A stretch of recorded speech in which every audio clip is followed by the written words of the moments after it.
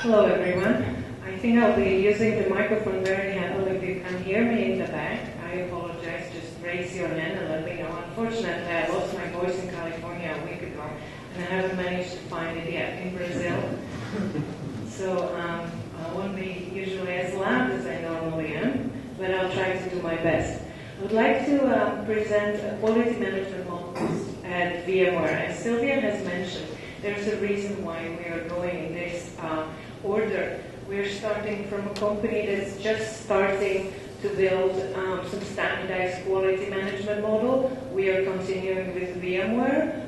We are somewhere in the middle stages. We're somewhere young adult, teenager to young adult, and then we have obviously a big company that has been in this business for several decades already, that has developed their quality management. So Katja is the one who will show us how to do it properly. Because not many of you might know my company. We are not such a well-known brand as Nokia or Coca-Cola. Let me give you a quick overview of what we do. We're one of the big IT companies, and unless you're unless you're one of the big IT buffs, we are about 11 or 12 years old. Our last year's revenues were $2 billion. We have about 170,000 customers.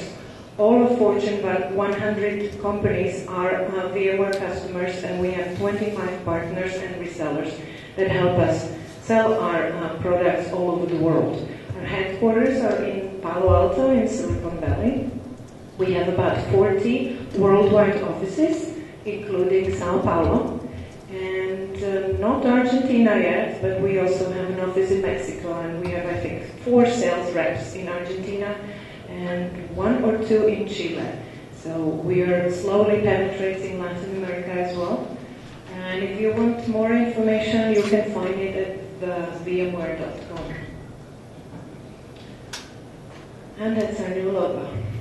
So, I'm not going to subject you to all of this, but this is basically a history of our quality management from the beginning, when our team corporate globalization department was started in August 2007 up to last quarter. But I would like to highlight some major achievements that we have made that helped us build quality right from the very start.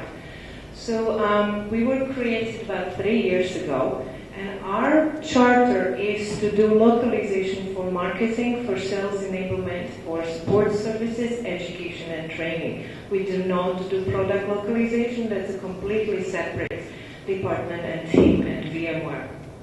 So we do everything that is not product. We have started by hiring local PMs, which was a great idea, I think, that instead of having a centralized localization department in the States, we have project managers in Asia, we have project managers in Europe, and also in Latin America. We have 1 PM in our Sao Paulo office to cover the whole Latin America. Also in November 2007, localization manager was hired. That was actually me. And one of my main charter points was to build best practices localization process, including quality and terminology management. So quality and management of terminology and style guides has been very important for us right from the start. We have also hired a separate globalization technology manager whose main charter is to manage all of our tools. So we have one specific person whose job is to manage TMS, translation memories, documentation portals, and all that. We have managed in those 2.5 years to launch our document management portal, SharePoint. We have managed to launch 2 separate terminology management tools, Multiterm and TermWeb. We have consolidated all the corporate glossaries, and when we started there were literally hundreds of translation memories and about 35 or 38 different glossaries with different vendors, different teams, different departments that we all had to put together. We have also rolled out TMS as our main content management system for globalization. It's the TMS from SDL. That's our solution. And we have managed to hire linguistic reviewers.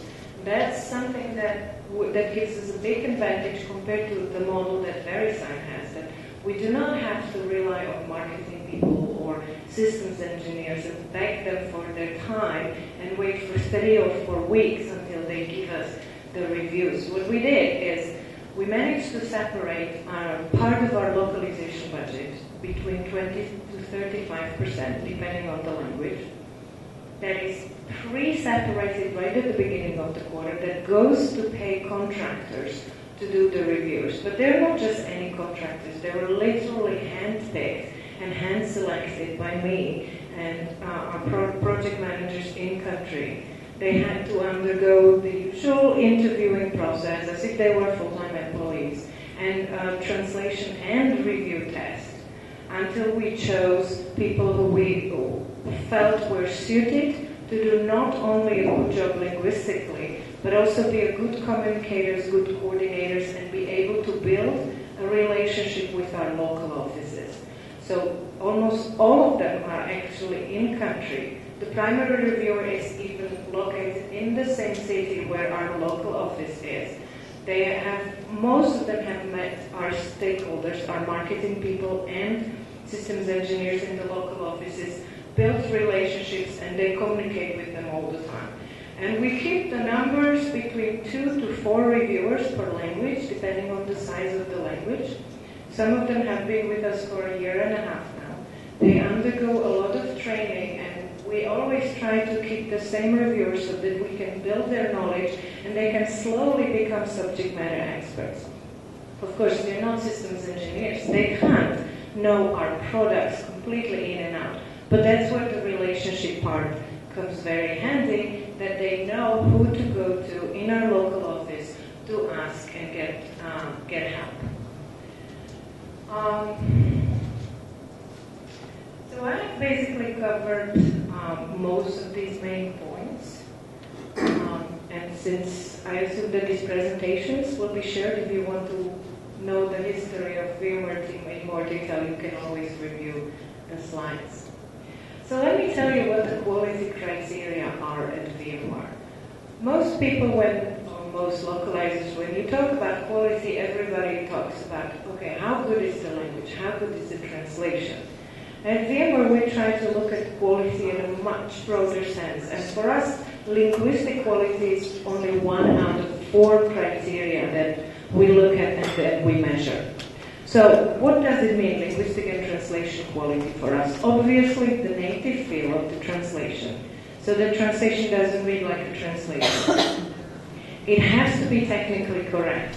And that's where our vendors get a lot of challenges making sure that our translations are not only technically correct, but also have the correct, marketing spin. So combining the marketing speak so that it reads smoothly, flows well, and is also technically correct. When we're speaking about very high-tech terminology, is sometimes quite challenging.